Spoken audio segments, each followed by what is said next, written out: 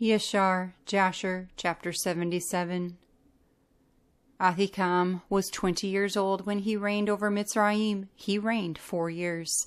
In the 206th year of Yisrael's going down to Mitzrayim, Ahikam reigned over Mitzrayim, but he did not continue long in his reign over Mitzrayim as his fathers had continued their reigns. For Melol, his father, reigned 94 years in Mitzrayim, but he was sick 10 years and died, for he had been wicked before Yahweh.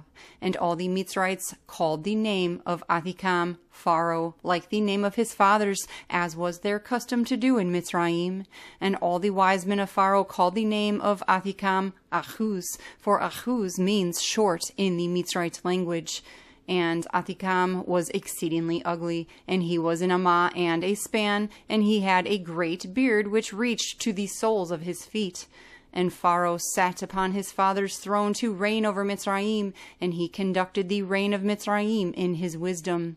And while he reigned, he exceeded his father in all the preceding sovereigns in wickedness, and he increased his yoke over the children of Yisra'eel.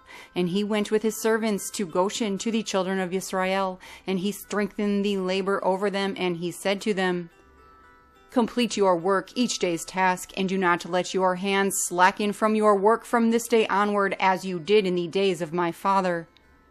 And he placed officers over them from among the children of Yisra'eel, and over these officers he placed taskmasters from among his servants.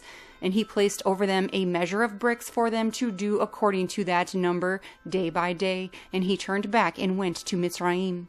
At that time the taskmasters of Pharaoh ordered the officers of the children of Yisra'eel according to the command of Pharaoh, saying, "Thus says Pharaoh, do your work each day and finish your task and observe the daily measure of bricks. Do not diminish it.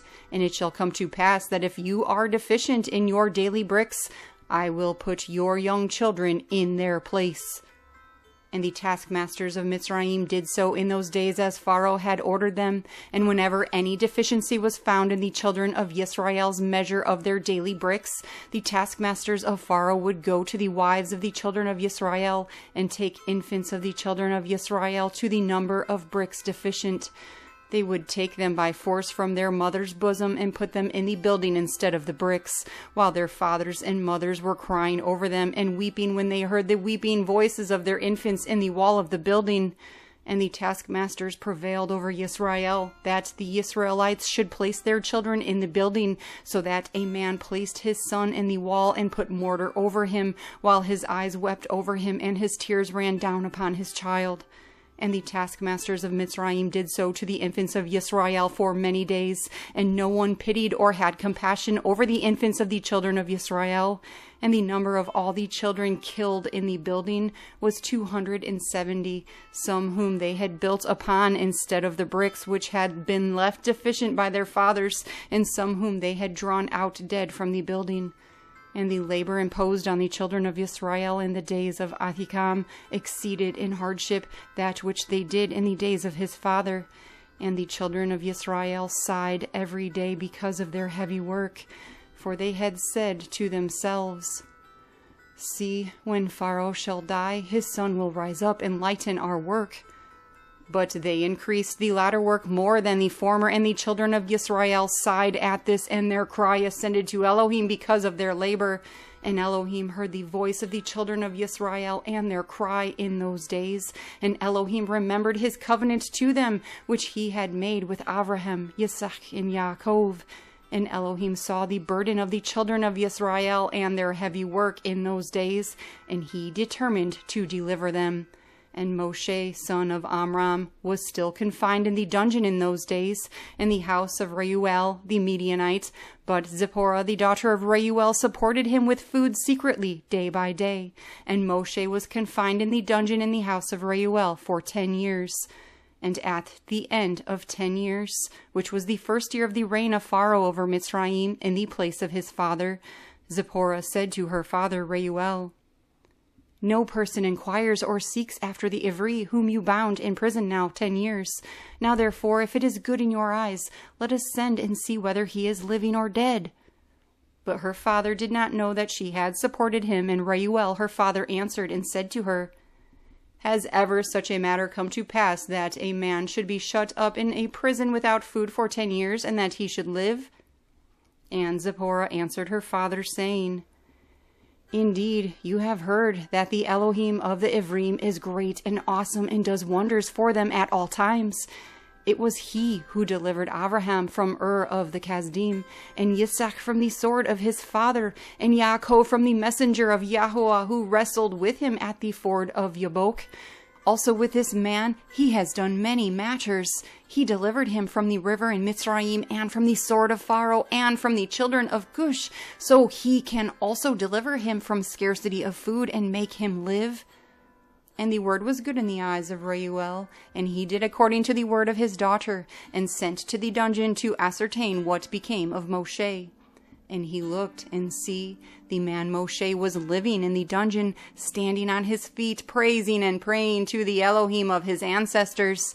And Reuel commanded Mosheh to be brought out of the dungeon. So they shaved him, and he changed his prison garments, and ate bread.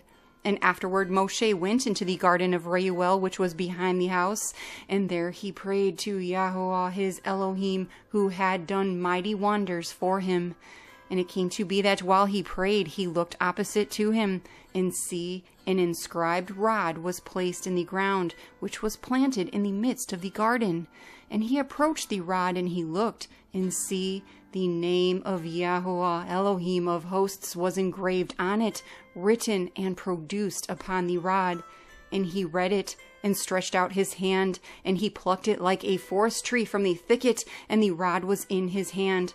And this is the rod with which all the works of our Elohim were performed, after he had created the Shamayim and earth, and all the host of them, seas, rivers, and all their fishes. And when Elohim had driven Adam from the garden of Eden, he took the rod in his hand, and went and tilled the ground from which he was taken.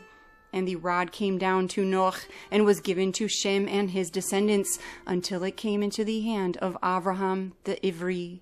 And when Abraham had given all he had to his son Yitzhak, he also gave to him this rod. And when Yaakov had fled to Padan Aram, he took it in his hand, and when he returned to his father, he had not left it behind. Also when he went down to Mitzrayim, he took it in his hand, and gave it to Yosef, one portion above his brothers, for Yaakov had taken it by force from his brother Esau. And after the death of Yosef, the nobles of Mitzrayim came into the house of Yosef, and the rod came into the hand of Reuel the Midianite. And when he went out of Mitzrayim, he took it in his hand, and planted it in his garden. And all the mighty men of the Canaanites tried to pluck it when they strove to get Zipporah his daughter, but they were unsuccessful. So the rod remained planted in the garden of Reuel, until he who had a right to it came and took it. And when Reuel saw the rod in the hand of Mosheh, he was amazed by it, and he gave him his daughter Zipporah for a wife. Yashar, Jasher, chapter 78. At that time, Baal-Hanan, son of Achbor, sovereign of Edom, died, and was buried in his house in the land of Edom. And after his death, the children of Esau sent to the land of Edom, and took from there a man who was in Edom, whose name was Hadad, and they made him sovereign over them in the place of Baal-Hanan their sovereign. And Hadad reigned over the children of Edom 48 years. And when he reigned, he resolved to fight against the children of Moab, to bring them under the power of the children of Esau, as they were before. But he was not able, because the children of Moab heard this matter, and they rose up and hastened to elect a sovereign over them from among their brothers. And afterward they gathered together a great people, and sent to the children of Ammon their brothers for help to fight against Hadad, sovereign of Edom. And Hadad heard the matter which the children of Moab had done, and was greatly afraid of them, and refrained from fighting against them. In those days in Miḍyan, Mosheh, son of Amram, took Zipporah, the daughter of Reuel the Midianite, for a wife. And Zipporah walked in the ways of the daughters of Yaakov. She was not below the righteousness of Sarah, Rivkah, Rachel, and Leah. And Zipporah conceived and bore a son, and he called his name Gershom, for he said, I was a stranger in a foreign land. But he did not circumcise his foreskin by the command of Reuel his father-in-law.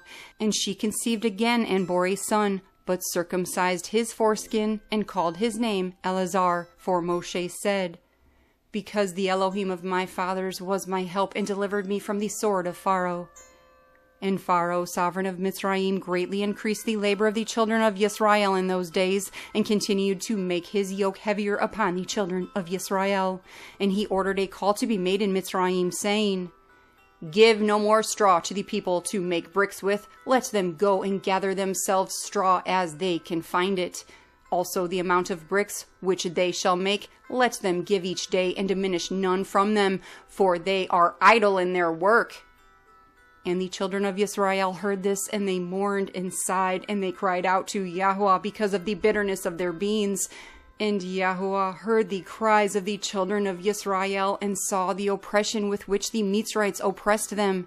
And Yahweh was jealous for his people and his inheritance, and heard their voice, and he resolved to take them out of the affliction of Mitzrayim, to give them the land of Canaan for a possession.